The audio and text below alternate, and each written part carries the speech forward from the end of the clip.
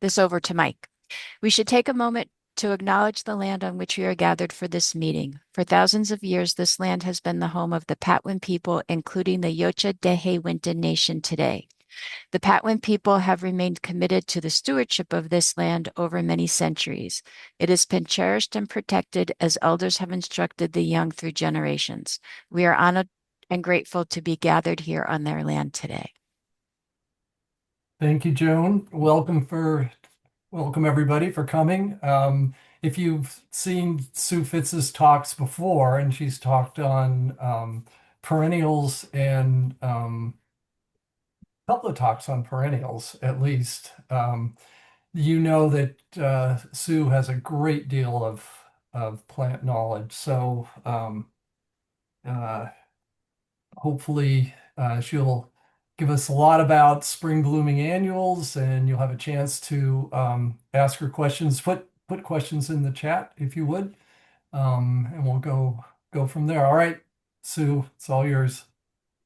Okay, well, I'm a master gardener. I've been a master gardener for almost 10 years now, and I've also lived in this area and gardened for a good solid 50 years. So I've got a pretty good idea as to what does well here and what doesn't. And one of my favorite things are annuals. And so I have pretty much got a good idea as to which ones are the easiest and the most worthwhile to grow. So hopefully I can share that information. What we're going to talk about today are a specific classification of annuals. Before we talk about annuals, we do need to mention that an annual is a plant that just sprouts, grows, flowers, and dies within a year's period of time. A lot of things we think of as annuals really aren't. They're really perennials that are just really tender, and they just simply don't make it over the winter because it's so cold. So what I'm talking about today are going to be true annuals. The particular type of annual that I want to talk about is and characteristics of annuals. They tend to be very opportunistic. If they find empty space, they'll colonize it. And there's even a term for this. It's called ruderal. And they're short-lived, and they really want to dump as much seed as they can on the ground so that they can survive. And that means lots and lots of flowers, which is what attracts us to them. So that's something that we'll talk about a little bit later.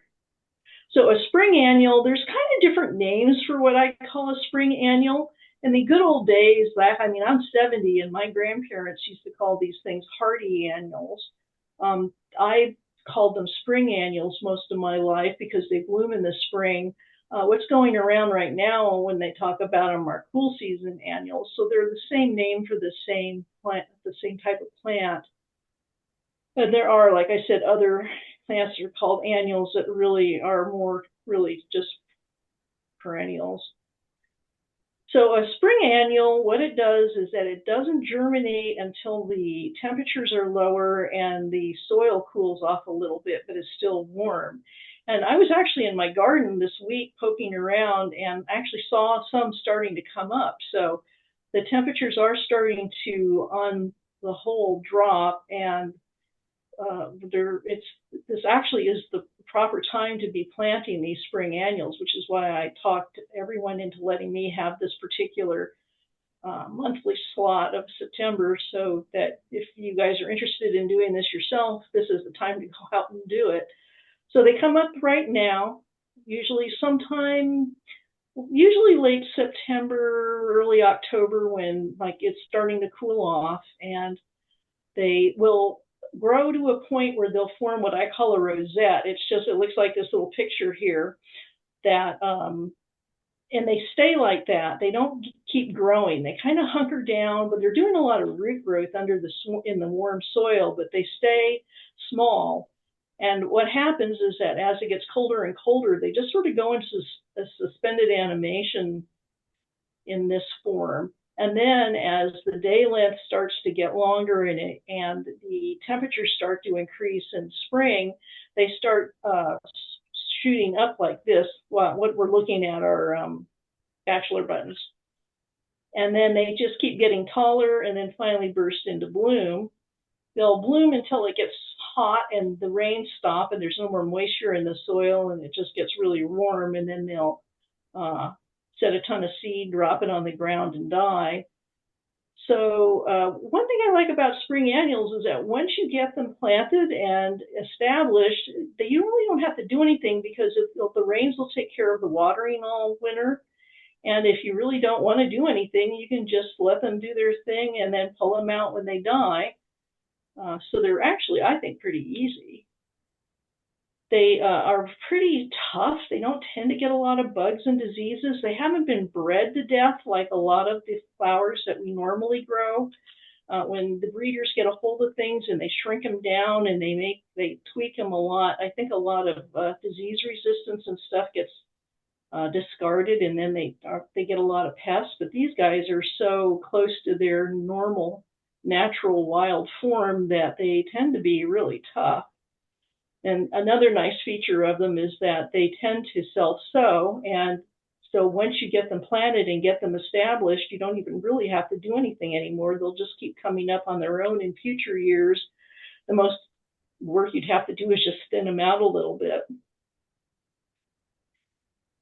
So there's a fair number, there's quite a few that will grow here.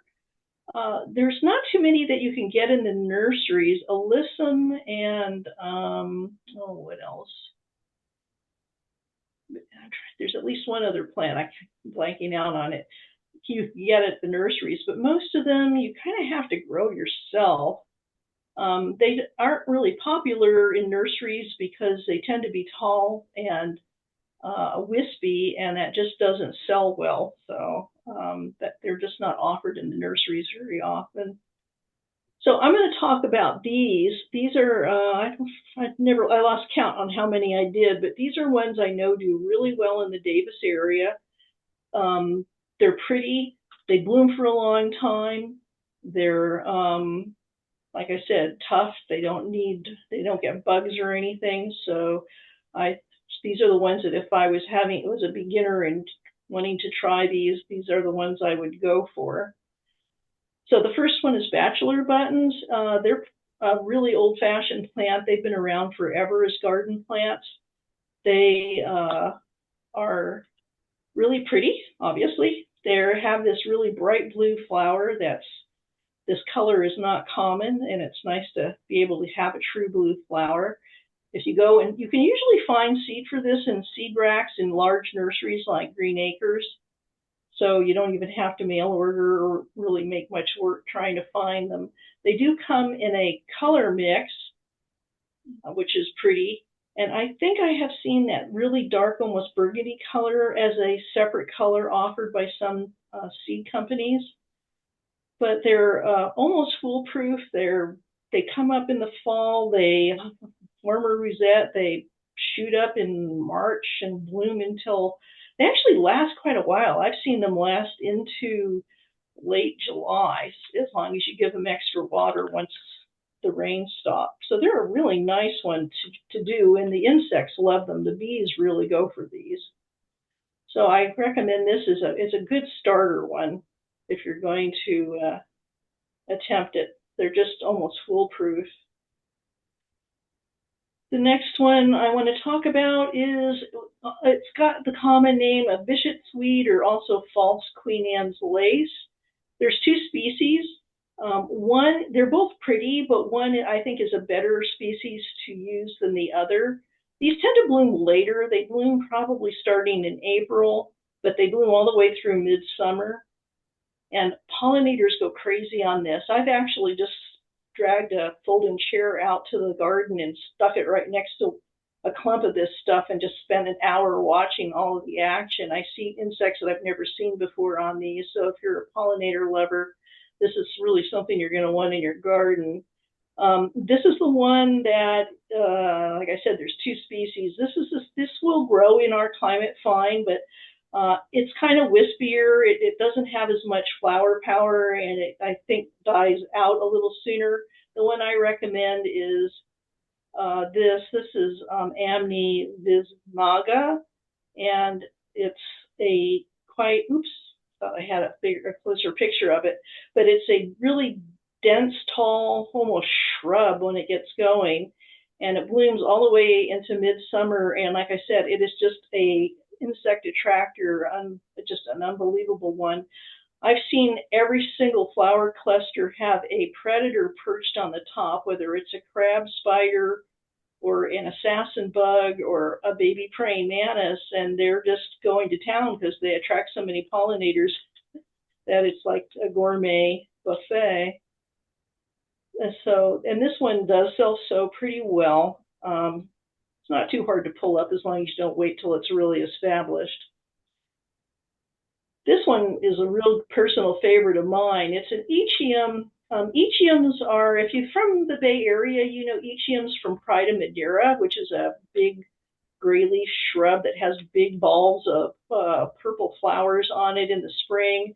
And if you've ever grown Tower of Jewels, that plant that shoots up about 8 feet tall and is just a huge spike of flowers, this is in the same genus. This one grows in just a little 2-foot clump. It starts blooming really early. I've seen it bloom in February, and it keeps going until midsummer. So it's one of the longest blooming of the spring annuals. And a lot of people, when they see it, they want to know what it is because it is pretty. I'm sorry about how blurry this is, but it was the best picture I could find that had showed you the whole plant as to how nice it looks.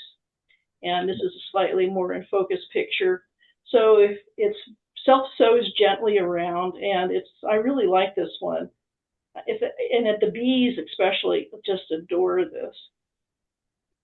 This is a close-up of the flowers. They're kind of interesting. They start out with pink buds. They open this sort of lavender blue color, and then when the flowers start to fade, they turn back to pink again. So you kind of get a multi-toned color combination on the plants. Honeywort, something that just came, it's one of the ones that hasn't been around very long.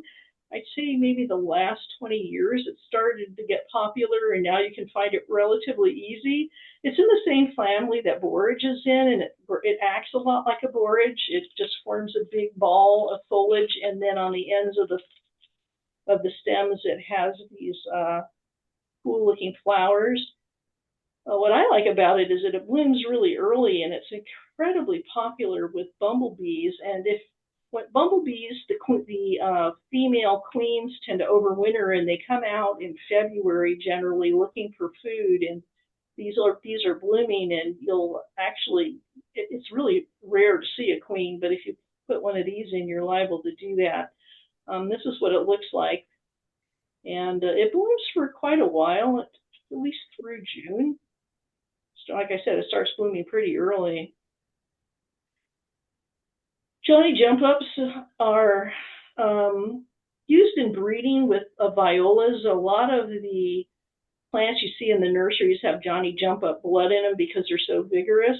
They're very tiny. I mean, they can get up to 6 feet, but usually, 6 inches, but they're usually more like 4 inches.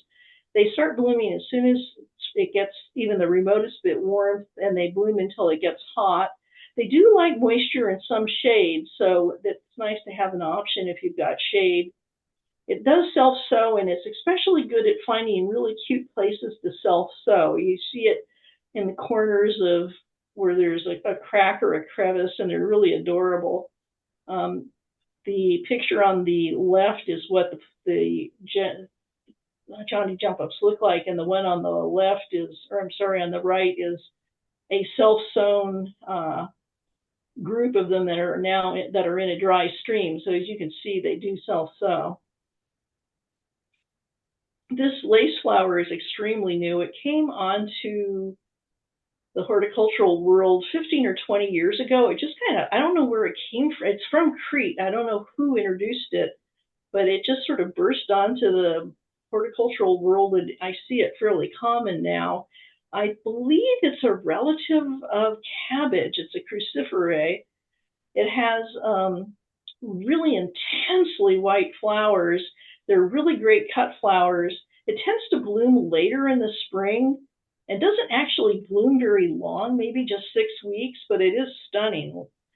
If you don't have a lot of room, I wouldn't recommend it just simply because it doesn't bloom for that long, but it is really nice if you do have the space. Larkspur, this was actually the very first plant I ever grew as a little kid. My mom helped me plant some, and when I was just blown away that you could plant these little brown crumbles and green plants popped up and you got these stunning flowers. They're related to delphiniums, and while it's almost impossible in the valley to get decent delphiniums, larkspur does really well. They basically shoot up a tall spike of intensely colored flowers in the shades of blue, lavender, pink, and white. Uh, they last fairly long into summer if you give them extra water, but they only have one downside. They're in the ranunculus family, and just about everything in the ranunculus family is poisonous. So just a warning, if you've got a dog that likes to chew on plants or a toddler, this might not be for you. But you can see it's very pretty. It's got true blue flowers. This is the most common color that you can find as seed, and it does come in multiple other colors. It's also one of the few plants that's a little bit harder to germinate. It takes a lot long. Most of these flowers that I'm going to talk about will germinate within a week. This one takes more like 2 to 3 weeks. And I've read that it actually, if you plant it in 6 packs and then put the 6 packs in the refrigerator for a couple of weeks so it gets a tiny bit of chilling, it actually will germinate a lot easier. And I do notice that when it self-sows, that it is one of the last ones to come up in the fall. So I think it does like it a little cooler, the soil. Lebanomist is a very close relative of the larkspur. Again, it's in the ranunculus family, so I haven't actually read anything about it being toxic, but it wouldn't surprise me if it was, because it seems like most plants in that family are. It's got the same ferny foliage, but the look of the blooms are completely different. This is actually a picture from my garden. I tend to save seed and resow seed year after year, and after a while, the seed reverts back to the original look of the plant. So these are singles. This is the more common what you get out of a seed packet. They're more doubled. The blue is the most common color that you can find, but it's not too hard to find the other colors. And this one has got a reputation for being a very, very vigorous self-sower. This one can almost become a weed.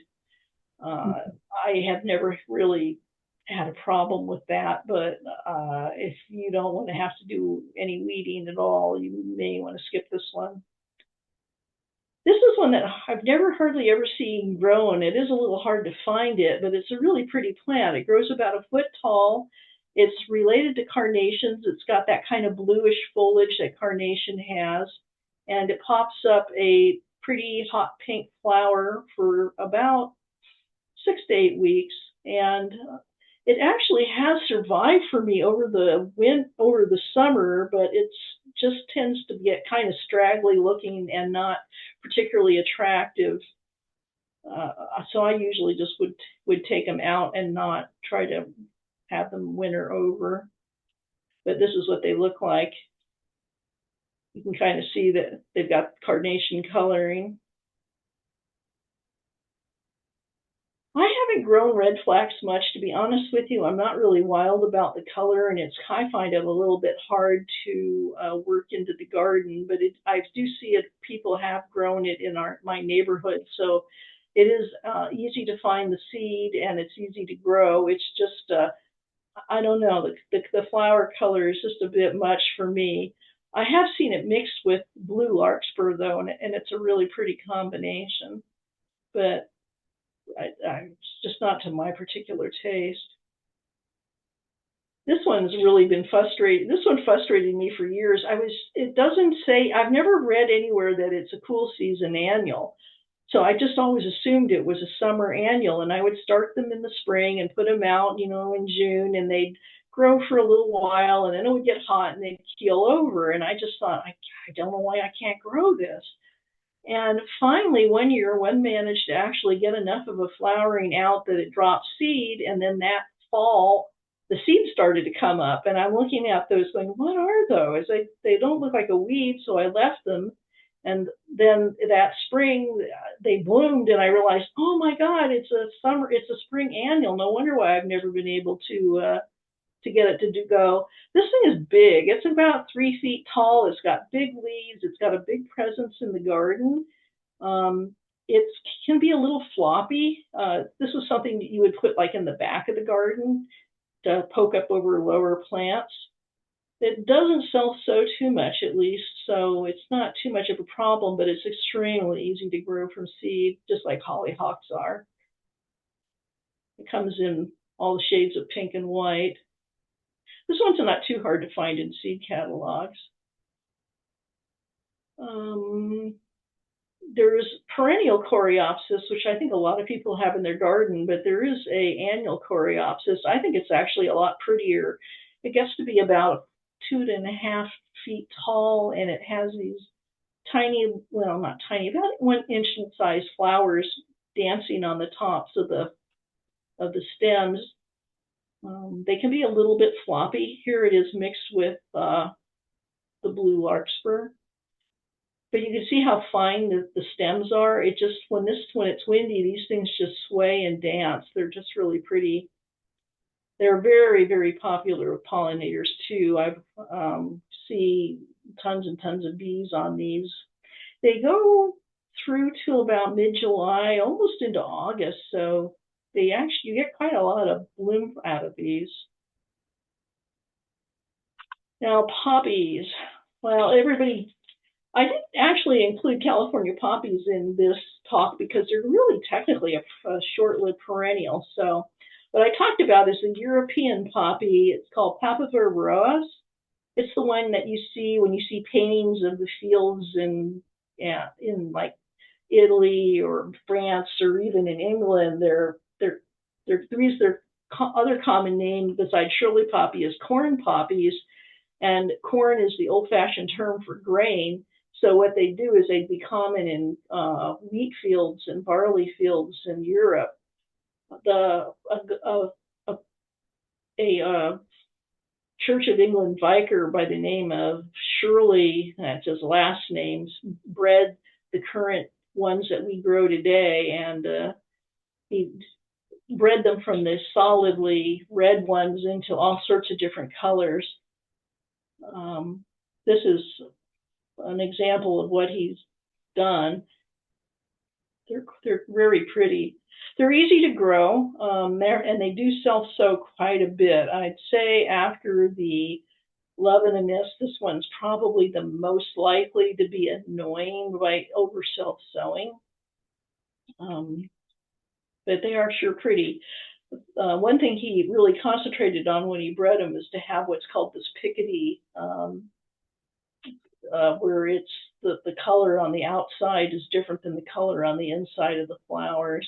And then what got really popular and came out onto the plant world in about 20 years ago is the speckled type, which it looks bad. The picture doesn't look as nice in the picture, but it is actually pretty when you see it in the flesh. One other thing about Shirley poppies, I do say that most of these plants don't have pests. I have noticed that in the last few years that white-crowned sparrows have really developed a taste for these, and they will, when you put them out in the garden when they're small, they'll literally eat them down to nubs. So I've been putting things like strawberry baskets over the top of them so that they can get some size before the birds go after them. And it doesn't seem to be a problem all over. I haven't had problems here in Davis, but I have had problems in Woodland. So I'm not sure what's going on there, but just be aware that if you've got a lot of, if your garden is really brushy, which attracts white-crowned sparrows, you may have some trouble. And there's one other species of poppy that I want to recommend. It's called the ladybird poppy. It's actually, well, the Shirley poppy is native to Europe. These are native to the eastern edge of Turkey, off in the Caucasus Mountains. but I've never seen anything bloom as much as this particular species. It just goes nonstop, and it gets so many flowers you can hardly see the foliage. I picked this one up at Annie's Annuals, so I'm assuming they'll probably have them hopefully this year for sale, or you can get seed, but you'll probably have to get it from a specialty catalog.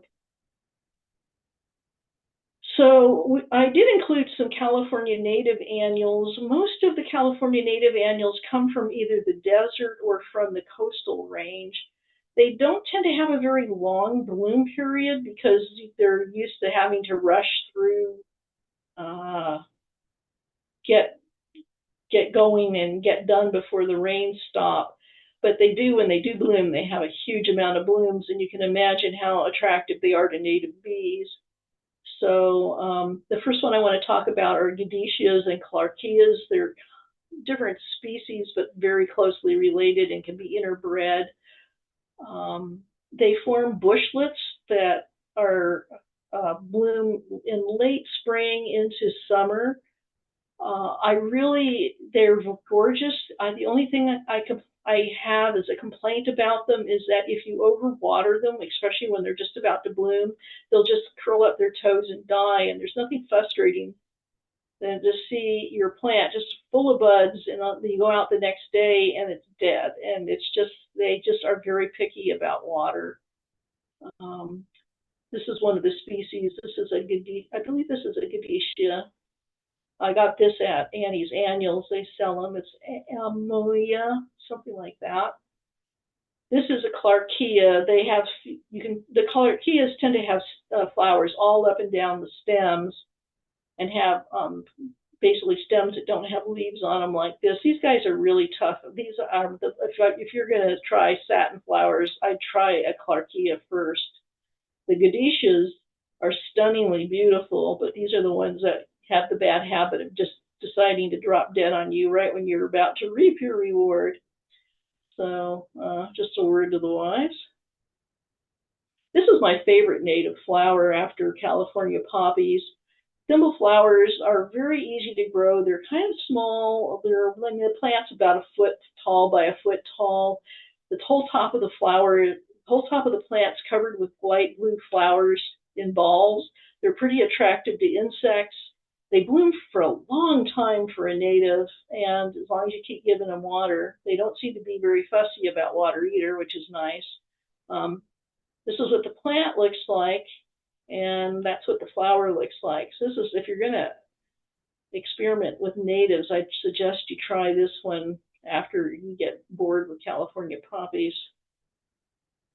And the last one, which is a real iconic flower for California native wildflowers, is tidy tips.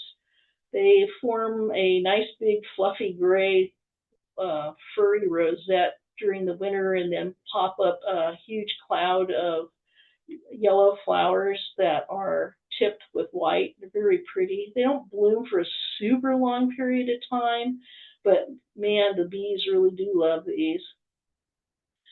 So basically, that's just an idea of what is available and what does well here. I'm going to talk a little bit about how to use these. You don't have to have a flower bed and that's all that's in them, or annuals. I wouldn't recommend putting them in pots because they're just too lanky for that. But there's a lot of other places where you can plant them.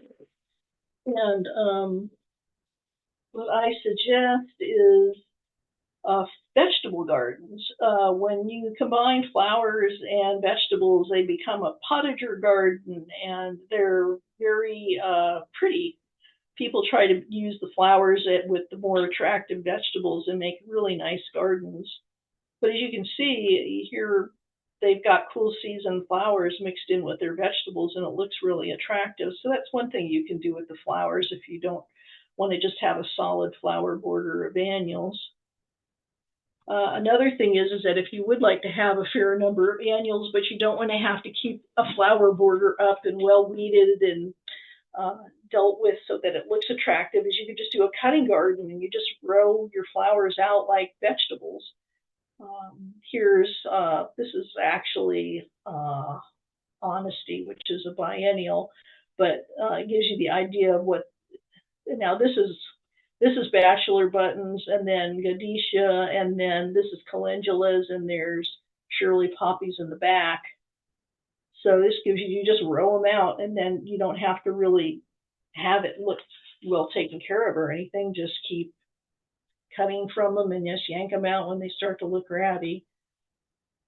One thing I like to do with these, and I don't see too many people doing this, is that when you've got perennials and you cut them back at the end of the year, they don't look very good. I mean, you get something like that. And if you pop in the spring flowering annuals in between them, you can get a really nice looking garden. So look at all this empty space. I mean, it's like, why not use that? I couldn't really find a good picture of I actually have a picture at the end of this section that will show you what I've done for this. Meadow gardening is another way to use hardy annuals. When you see pictures like this is a annual coreopsis. This is bachelor buttons, Shirley poppies. I think these are calendulas, the yellow. So they're actually used in meadow gardening. If you're going to try a meadow garden, one thing that you need to keep in mind is that you kind of need to have some grass mixed in. If this picture on the left is what it looks like if you don't put any grass in, and it's just a busy, almost hard to stare at thing. If you put in the grass, like on this right side of the picture, it kind of blends better. And one of the best grasses that I would recommend if you want to pull this off in our area is Brisa maxima, the rattlesnake grass. This grows really well in my garden. It's a very nice full season grass, and it has these lovely stems with these seed heads that just blow and rattle around and shake in the wind. It's really pretty, and I have had plants like California poppies and stuff come up through it, and it's a really pretty color combination, and just look. So if you want to try a meadow garden, I suggest you try that. The other thing you can do with these is that, say you've got an area in your yard you don't have any irrigation to, and you really don't do anything with it, you could just sprinkle seed on that area and let the rains bring it up, and just have a little hardy annual flower patch there, and it'll die early because after the end of April it probably won't be being watered and it'll die, but at least for a couple of months you'll have some flowers. And if you just shake the seed off, and when you pull it up, if you just shake the seed down, it'll just keep coming up year after year. This is a garden blogger I follow, and she has a dry stream bed that she has. She's in Texas, and these are Texas bluebonnets, and she doesn't do anything to promote these. She just, they're in the summer, these aren't there. It's just just a few cactuses and stuff. But she lets these, they're a hardy annual, the Texas bluebonnet lupin, pop up and kind of look nice during the year in the area where she doesn't really have water. And another thing I would recommend is that when you put in a new planting, there's a lot of space. I mean, look at all that space. You could tuck in all kinds of hardy annuals in there, and at least during the spring have nice color. Same thing like this sort of thing. What I tried to find a picture of somebody who did this, and the closest I could come is this. This is basically Stipa tenuissima, the grass, self-sowing around shrubs that are growing in. And I thought, if you sort of squint your eyes and envision the Stipa tenuissima being the some of those annuals that we've talked about, you can see that it would be kind of cool for at least a few years before the shrubs filled in. So I just kind of want to give some ideas as to how you can use these annuals, and other than just putting them in a straight flower bed. So where to find them? Well, the best place to find them if you don't want to have to grow them yourself is Annie's Annuals. Now, Annie's has changed the name, but it's in the same spot in Richmond. There's a couple of places in Sacramento that sell interesting annuals. The one I like the best is called Tolini's. It's on Folsom Boulevard over by 49th Street.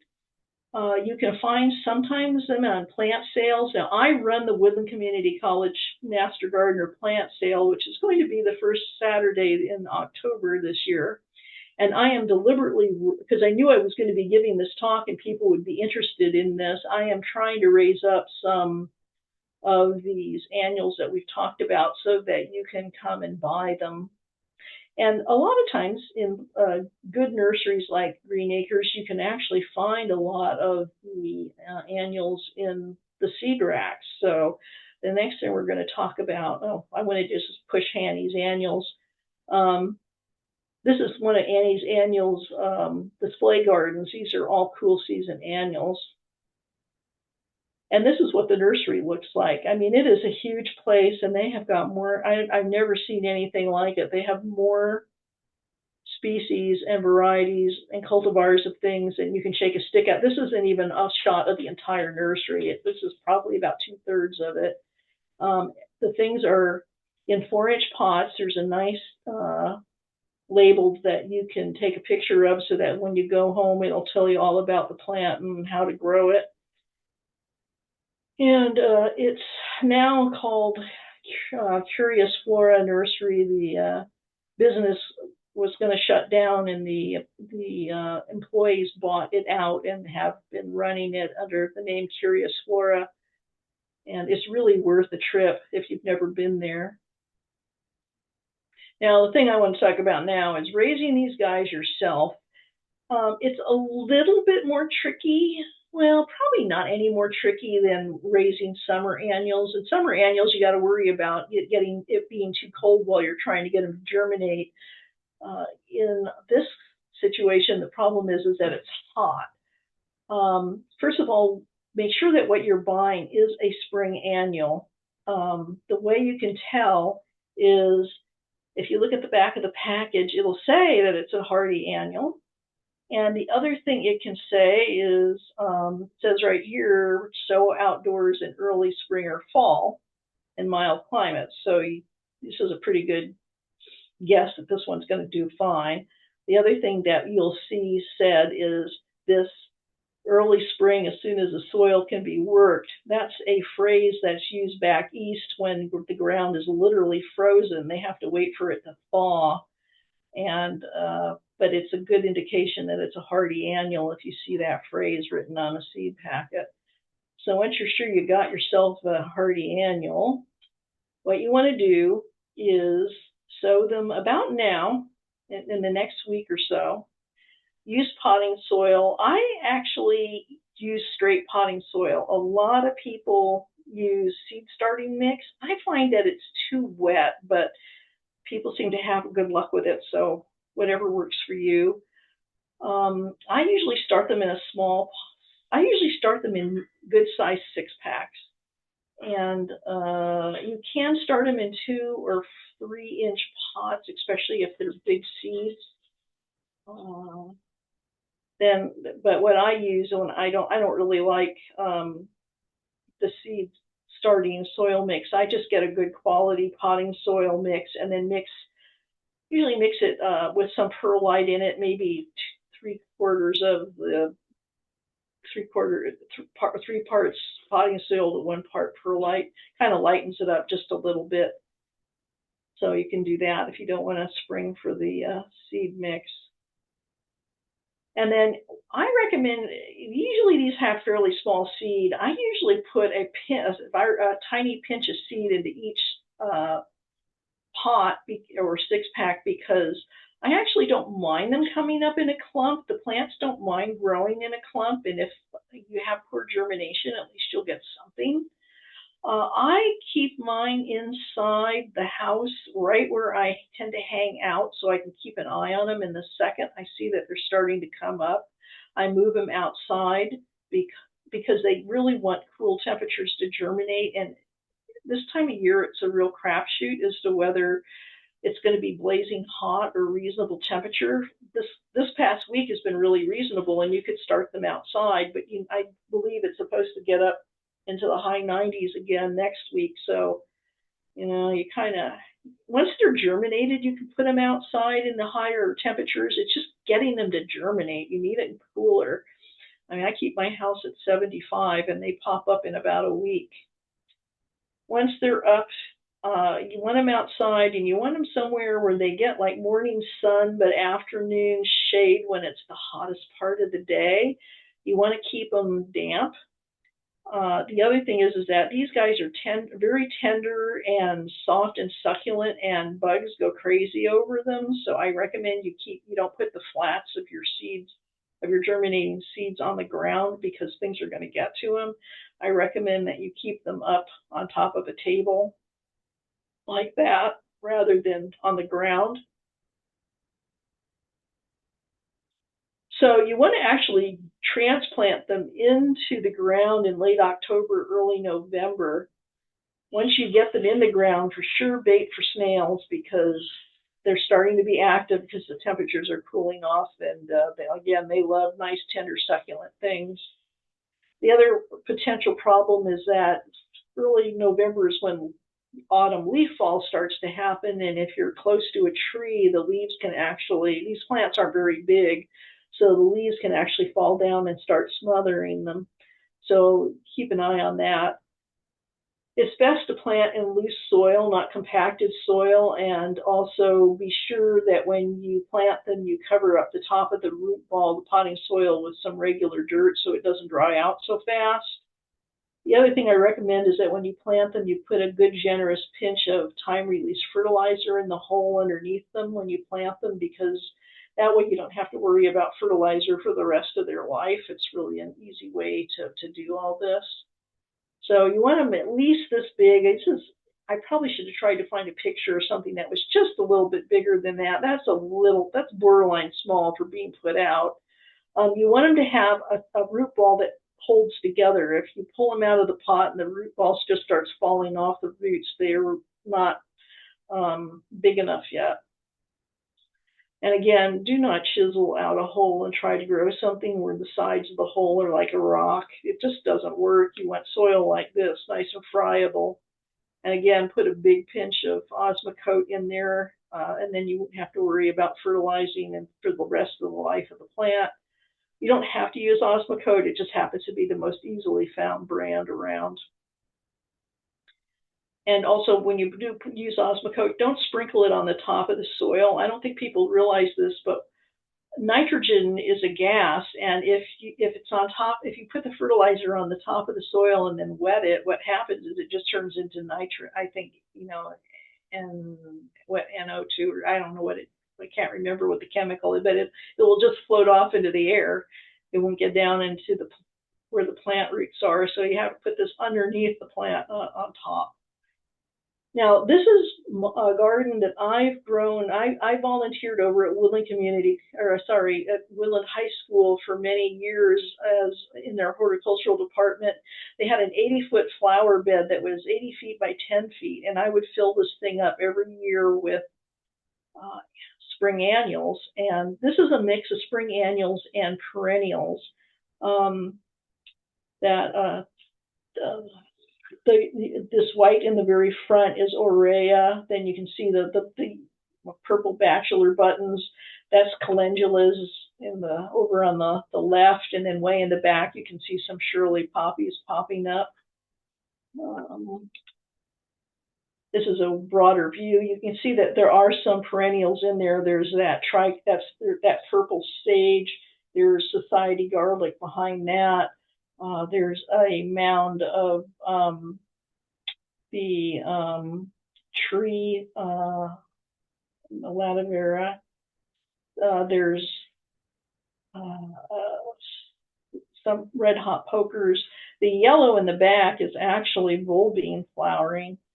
So, but this bed in general wouldn't really look like much if I hadn't put in the spring flowers, because the perennials would still be trying to wake up and get growing. This is probably taken, I'm guessing, in late March, early April. looking at it down the other direction. The pink in the front is that Armene's, or is that Silene armeria. There's a better picture of the Silene. But you can see that, it really does add to the spring display. This bed would not look anywhere near like this if I didn't have the annuals in it. So I do have a handout about this. Like I said, I usually give this talk in front of an audience and can pass out the handout because at Zoom I can't really do that.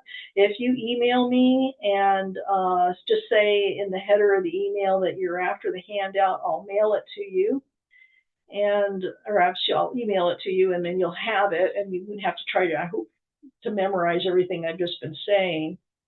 I do have about what time where am I at time-wise, Joan? You have 15 minutes. Okay, I do have an addendum to this talk for doing sweet peas. So if you're interested in growing sweet peas, stick around. If you're not, you might want to bow out at this point. But sweet peas, people always ask me about sweet peas, so since they're technically hardy annuals, I just tacked them on to this talk. Before anyone bows out, there is a question about the time and the location of the Woodland Community College sale. I believe it's October 4th. Does it start at 8:30 or 9? Does anyone know? The sale is the first Saturday of October. It starts from 9 and I believe goes to 1.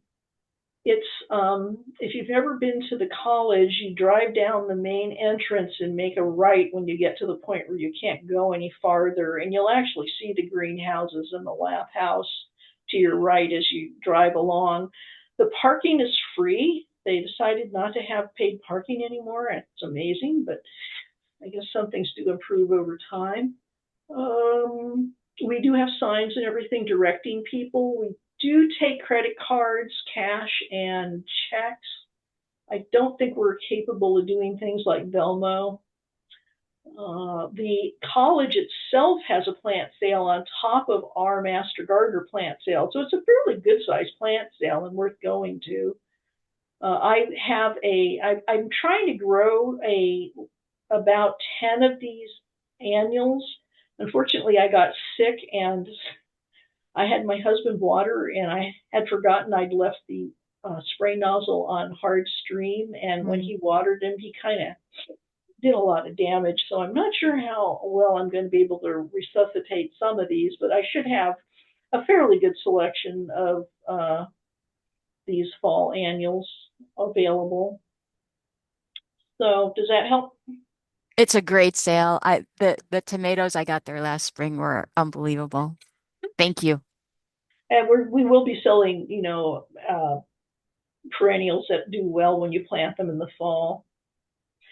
So sweet peas, basically they need to be planted in the fall, and they're a lot just like regular hardy annuals.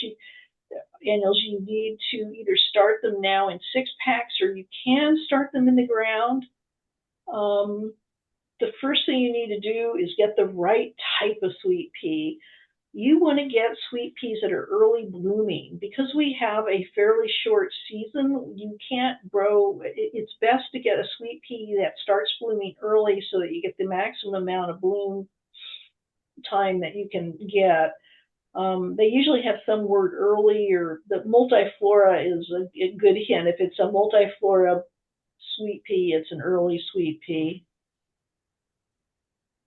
To get them to germinate as quick as possible, because unfortunately sweet pea seed is really tasty and insects and stuff will gobble them up and they'll rot if they don't germinate right away. What you do is you get sandpaper and just sort of scrub the seed coat against it so you can see the color of the seed coat change, and that helps them absorb water. You can also do what they call chipping, which I don't have the guts to do. I can't quite cope with the thought of doing that. I just can't believe that's going to work, but that's an accepted practice. I think that might be overdoing it, but whatever.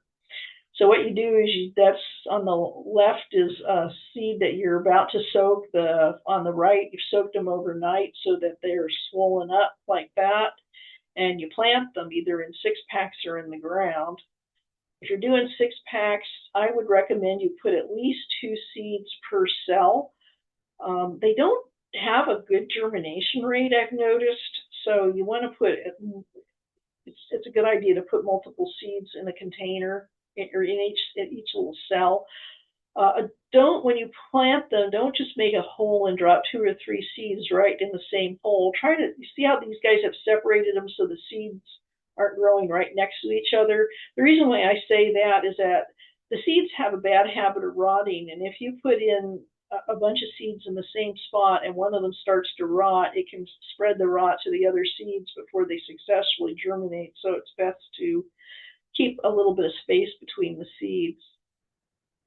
Once you've got your plants up, and again, if I was doing this, I would be having them in my house, having them germinate in my 75-degree air-conditioned house, and then putting them out in partial shade once they come up. Once they got a few inches on them, what you're supposed to do is pinch the tip off, because that causes a lot of side branching. If you look at this sweet pea, you can see that they've pinched the top off and there's side branching starting to happen. And then once they get about 4 to 6 inches, you plant them. Now, sweet peas are tasty devils. I don't know why, but they are the most sought after thing. I mean, slugs will travel for miles to eat your sweet peas. So when you plant them out, you need to put down slug bait for sure. The other thing is that those birds will go after them too. If you're going to grow them as direct seeding, again, make sure you got your seed prepped by doing the sanding and the soaking overnight and put them in.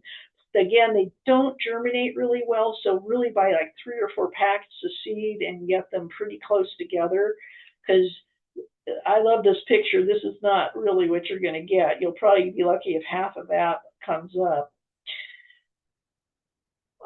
Once you've got them coming up, what you really need to do, again, is bait for, you got to protect them. And basically, there's a few problems you've got. You've got slugs and snails and even regular insects.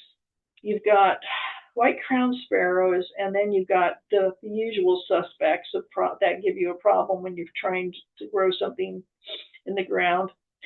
So the best way to avoid all this is to put floating row covers over the plants. If you've never used these, they're not a big deal. They're really cheap. You can reuse them over and over again. All you do is just open up the package, cut the stuff the length that you want, loosely throw them over it, and just use a few stones or bricks or whatever to hold it down so that they don't blow off in the wind. And they do an amazingly good job of keeping critters off of them.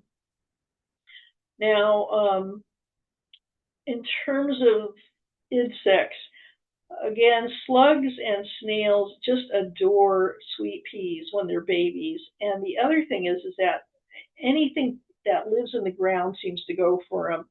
Earwigs, pill bugs, any kind of grub. They're the most prone to getting killed of anything I know of. The best thing to do is to get snail bait, but don't get just plain snail bait. You want to get what's called snail bait that has an insecticide in it that will kill the earwigs and all those types of things. Just regular straight snail bait won't do it. You've got to get the stuff that's got the additional insecticide in it to keep all these ground-dwelling bugs off of your sweet peas till they get some size on them. Once the plants get up to about 6 inches tall, they get toughened up enough that they aren't as attractive. At that point, you can take off the other thing you should do is when you plant them, whether you're sowing them from seed or planting directly in the ground from raising them in 6-packs, be sure to put some Osmocote under them because they are heavy feeders. Once you get them up, you can take off the floating row cover, and then what you need to do is to trellis them They have to climb on something. They don't like climbing on stuff that's really far apart. I wouldn't suggest using something like concrete reinforcing wire or hog wire. The spacing's too big. I have found what they really like is this loose plastic thin netting that's got 1 inch holes. Uh, they seem to grab onto that really easily. Again, while they're growing, when they're small, keep leaves off of them. If you're planting them in the winter, the sun doesn't rise very high up in the sky, so you don't get a lot of light. They need full sun to bloom. It's best to try to position your row so it's running east-west so that the maximum amount of south light hits them. Be careful if I, I have in my own garden, if there's certain areas of my vegetable garden that during the winter, even it's there's my shed and some of my trees shade the garden a lot longer than normal because the sun just simply doesn't get that high up in the sky during winter. So you got to make sure that wherever you put your sweet peas, they're going to get 6 to 8 hours of light. So kind of you got to know how your garden your orientation your garden is. And I also recommend putting your trellis on the south side of your sweet peas because sweet peas, most plants tend to lean towards the south when they're starting to grow because they're leaning towards the light, which is in the south. And if you put your trellis on the south side of them, they'll lean naturally onto and then climb up the trellis a lot easier than if you put it behind them and try to force them to grow backwards as far as they're concerned. And once they start to bloom, you have to keep picking them. If you let them set seed, they'll quit blooming. I mean, even if you don't want the flowers, you have to go out there and pick them because as soon as they develop a few seed pods, things really slow down. And they are fairly true to seed. So if you want to, once it gets hot and they start to die, if you want to let them develop seed and save the seed for the next year, it's actually a lot cheaper and you'll get more seed because you need a lot of seed because so many of them die when you're trying to get them up. So that's it. So questions, anybody? I don't, and does anyone have any questions? Give people a minute to see if anything comes in. So again, if you want a handout of what I've said, the kind of condensed version of what I went through, feel free to email me and I'll send that to you and I'll send you the flyer for the plant sale too. So you have at the plant list and the where you're going to go.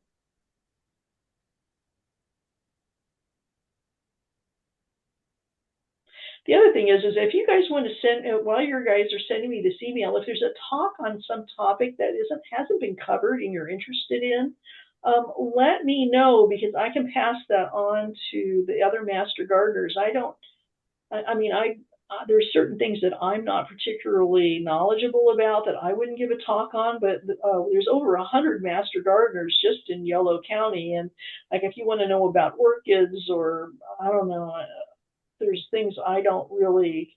I mean, Mike here, our moderator, is an expert in fruit trees, which I have to admit I don't know a whole lot about. So if there's a particular topic that you think, gosh, they never talk about that, and I'd really like to hear about that, one of us knows. So let us know, and we'll add that on. Because we hate recycling the same things over and over. We kind of want to give fresh content, but it's hard to know. We can't read people's minds. We need to know what you guys want to know about. Sue, can you put your email? Do you have that slide with your email? Let me see if I can find it. Let's see. We just put it into chat. You could do that too. Oh, there it is. Come on. There.